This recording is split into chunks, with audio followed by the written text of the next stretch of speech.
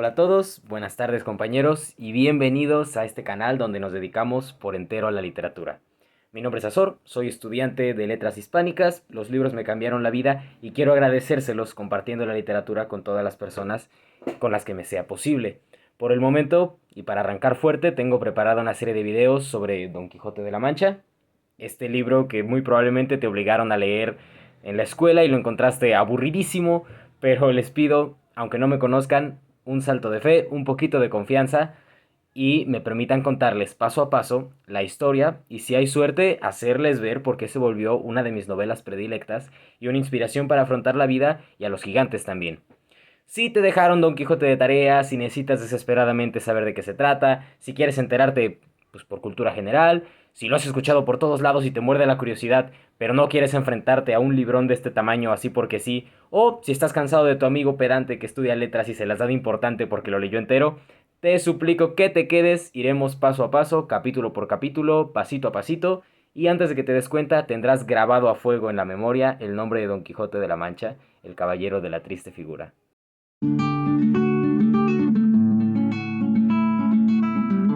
Quijote de la Mancha fue una obra escrita por Miguel de Cervantes Saavedra en 1605 durante un periodo que hoy denominamos siglos de oro para la literatura en español. Sí, siglos en plural, aunque no te lo hayan enseñado así, porque comprenden como mínimo los siglos XVI y XVII. Es decir, este libro se escribió hace más de 400 años. Entonces, vale la pena preguntarse, ¿por qué tanto alboroto por Don Quijote? ¿Por qué seguimos hablando de él 4 siglos después? Les cuento el argumento brevemente. Don Quijote es un señor de aproximadamente 60 años. Sé que hoy en día no es mucho, pero en aquella época la esperanza de vida era mucho menor, así que ya era todo un viejo. Un viejito que vivía en La Mancha, una conocida región de España. ¿Conocen el queso manchego? Se llama manchego porque viene de ahí, de La Mancha. A Don Quijote le dicen manchego en la obra varias veces, el caballero manchego.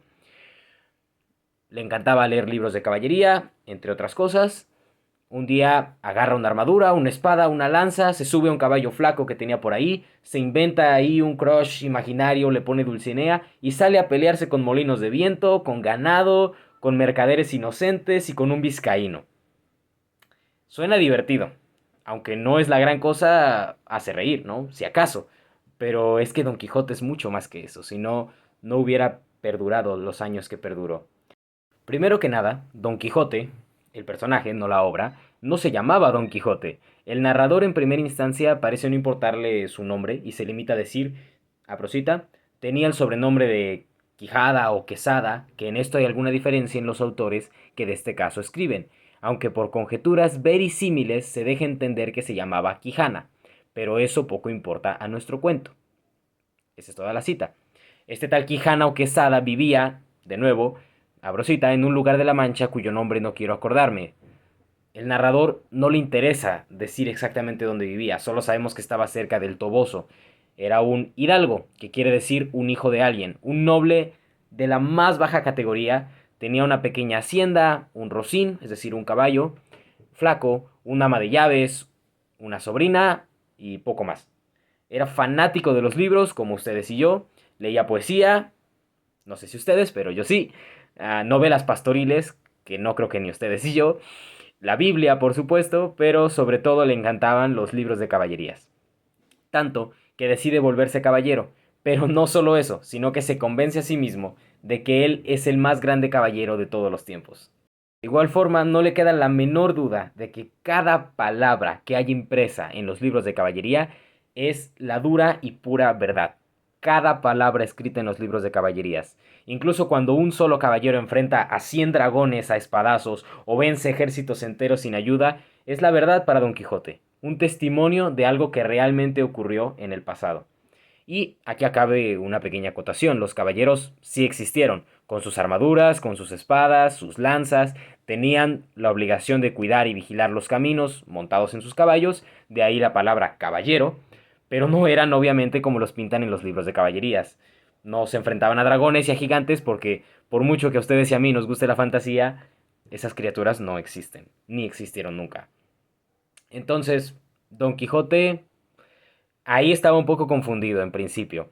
Pero además de eso, para tiempos de Don Quijote ya no había caballeros, o cuando menos ya no cumplían las mismas obligaciones o funciones que antes. Estaban más o menos como de adorno, digamos.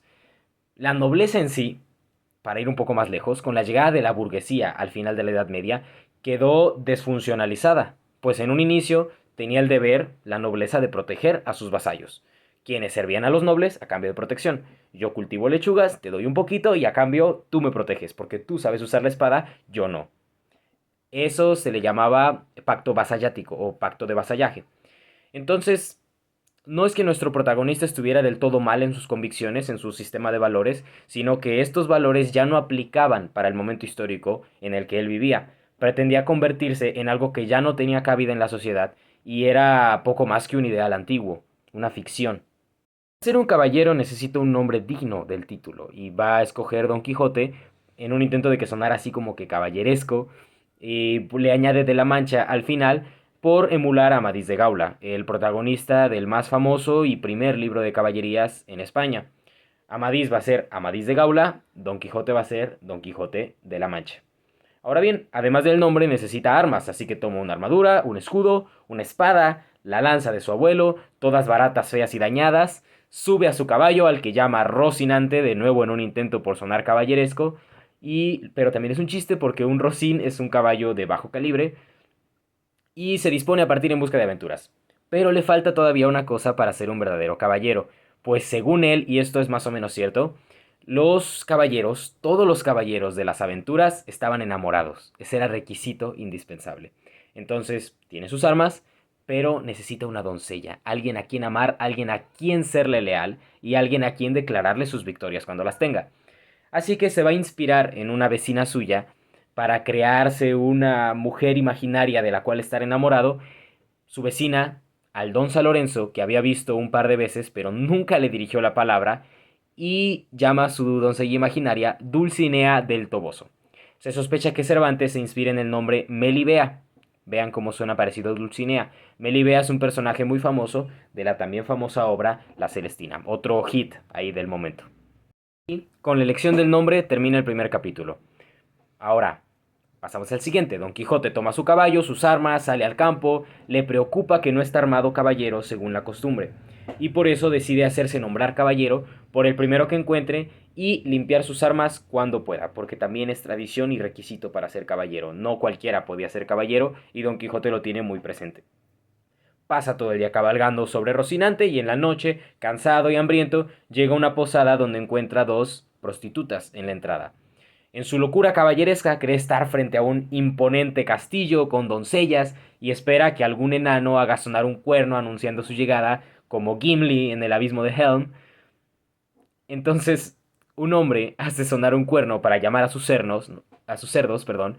Y Don Quijote se emociona, ya cree que le están dando la bienvenida, se acerca a las damas, quienes se asustan al ver semejante loco en una armadura, montado en un caballo, llegando todo raro, viejo, con su barba. Él intenta tranquilizarlas hablándoles en un de por sí rebuscado español medieval, que no es el mismo español que se habla en ese tiempo. Eso también hay que tenerlo muy en claro. Don Quijote no habla igual que los otros personajes. Entonces es un español diferente al que hablaban esas mujeres y muy diferente al que hablamos hoy en día. Las trata además como doncellas, siendo ellas prostitutas, pero estas no entienden nada. Dice: non fuyan las vuestras mercedes, ni teman desaguisado alguno, que a la orden de caballería que profeso no teme ni atañe facerle a ninguno. Cuanto más a tan altas doncellas como vuestras presencias demuestran. Las prostitutas solo captan que les dijo doncellas, que es lo opuesto a su oficio, al menos para aquel periodo, y se echan a reír. El dueño del establecimiento también está confundido, se ríe igual con ellas, pero deciden seguirle el juego a Don Quijote, le quitan la armadura para que pueda pasar a la posada, pero no pueden con su visera y entonces se la dejan puesta, no se la pueden quitar porque está mal hecha, él la remendó ahí con una suerte de papel maché. Entonces Don Quijote pues ya, se quita la armadura, le van a dar de cenar, pero él está inquieto por ser nombrado caballero. Y al terminar su comida, se vuelve hacia el posadero, se arrodilla y le suplica a la manera de las caballerías que le nombre caballero. El posadero nota la locura de su huésped naturalmente, y ya que era muy socarrón, acepta, hablándole en el mismo español medievalizante, ya en desuso. Pregunta a Don Quijote si lleva dinero y este responde pues que no, porque en las historias de caballeros los caballeros nunca llevan. El posadero replica que los autores no lo mencionan porque pues es muy obvio, pero que sí llevan, ¿no? En su defecto, traen el dinero sus escuderos. Aunque lo que el hombre realmente quiere es que le paguen, pobrecito. Luego Don Quijote va a un corral, allá afuera de la posada, a velar sus armas en un cubo de agua, que también les digo es un ritual importante para los caballeros.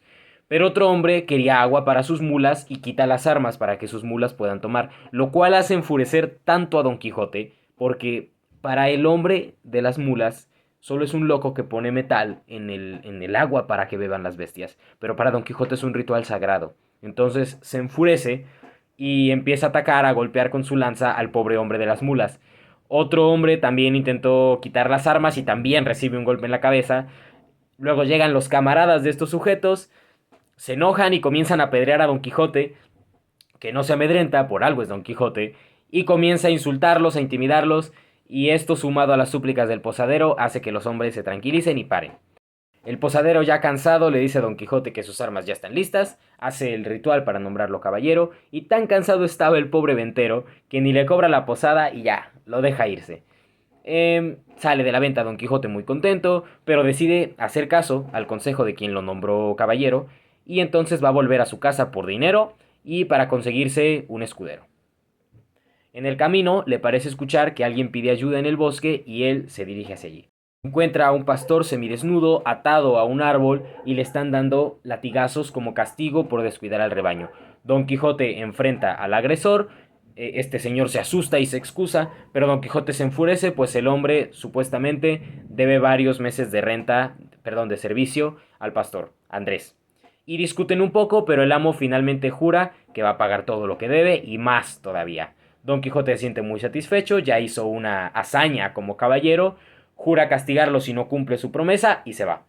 En cuanto están solos, el amo vuelve a atar a Andrés y le vuelve a dar de corretazos. Le da tal paliza que queda semi inconsciente, sangrando, ya lo desata. El muchacho se va llorando, jura encontrar a Don Quijote para que cumpla su promesa de venganza y volvemos con Don Quijote. Quijote está muy contento por su fazaña. En el camino encuentra una encrucijada de 4 caminos y decide dar rienda suelta a Rocinante para que vaya donde quiera, quien opta por caminar hacia donde conocía, hacia su pueblo y su corral.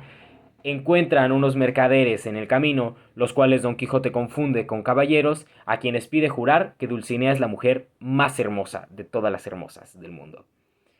Un mercader le sigue el juego diciendo que pues que traiga ahí a Dulcinea para que la vean y así puedan jurar con fundamento. Esto hace enfurecer nuevamente a Don Quijote, repite su petición y los incita a pelear contra él si se niegan. El mercader le pide mostrar aunque sea un retratito para poder jurar a gusto, diciendo que efectivamente es la más hermosa, pero esto solo hace enojar más a Don Quijote. Arremete contra el mercader, pero su caballo tropieza. Ahí en el suelo, sin poder levantarse por la armadura, sigue gritando y maldiciendo. Un criado bastante molesto le rompe la lanza y comienza a apalearlo hasta dejarlo muy mal herido. Don Quijote, al no poder levantarse, busca una situación similar narrada en sus libros y comienza a entonar el romance del Marqués de Mantua. Un romance es una composición en verso de origen popular en una lengua proveniente de Roma, tal como el español, en lugar de en latín, que era donde se escribían los textos supuestamente más elevados o más importantes. El romance está escrito en lo que en ese momento se consideraba una lengua, no sé si inferior, pero al menos el latín era la lengua culta y la poesía popular de la gente la componía naturalmente en la lengua que hablaban, en este caso romance hispano. Lo encuentra ahí tirado recitando romances un vecino suyo, le pregunta que qué le pasa y Don Quijote, por toda respuesta, continúa con su romance. El hombre monta al herido en su mula y pone las armas sobre Rocinante para luego emprender el camino a casa, porque ya reconoció que es su amigo el señor Quijana.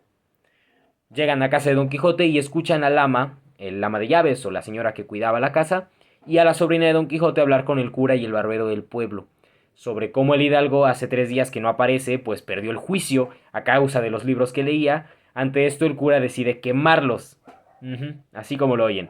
En ese momento llama a la puerta el vecino que carga a Don Quijote, tienden a Don Quijote en su lecho, le catan las heridas, Le hacen 1000 preguntas, pero él solo quiere comer y dormir. Ya, está cansado. El cura se informa bien sobre todo lo ocurrido y está decidido a quemar la biblioteca de nuestro pobre Don Quijote. Aquí termina el quinto capítulo de la primera parte de Don Quijote, así que sé que aún puede parecer un poco tedioso, un poco aburrido, pero les prometo que se pone cada vez mejor. Al final del día, Don Quijote fue escrito como una sátira a los libros de caballería y tenía como objetivo fundamental hacer reír, aunque no lo crean, aunque se los hayan vendido como un libro cultísimo, un libro importantísimo, es cultísimo, es importantísimo, está lleno de referencias a la tradición medieval, a la tradición judio-cristiana, a la tradición latina, pero no se nos debe olvidar que en su momento esto tenía como fundamento hacer reír, como función final, digamos. Si te interesa saber qué ocurre con la biblioteca de Don Quijote, si de verdad fue quemada por ese cura y su compadre barbero, suscríbete, me ayudarías mucho, de verdad. Regálame un like si te gustó el contenido y no te pierdas el próximo video. Saludos.